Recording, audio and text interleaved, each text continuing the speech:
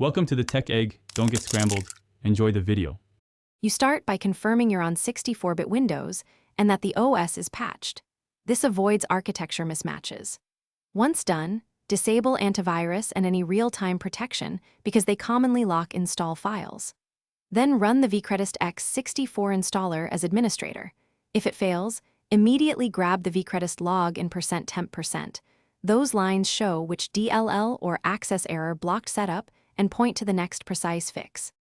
You now tackle the typical corrupted component problems. First, repair any existing Visual C++ packages in programs and features because conflicting versions break installers.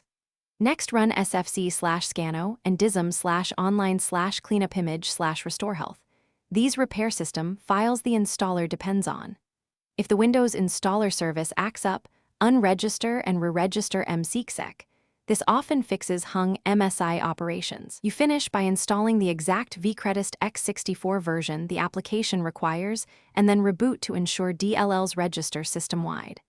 If the setup still fails, check for missing Windows updates or NET components and install those because dependency gaps are common culprits.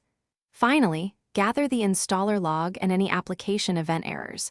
With those, you can identify the failing DLL or access denial.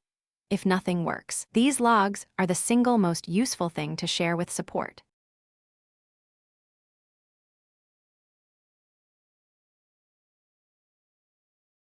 Thanks for watching. Consider subscribing if I helped unscramble your problems.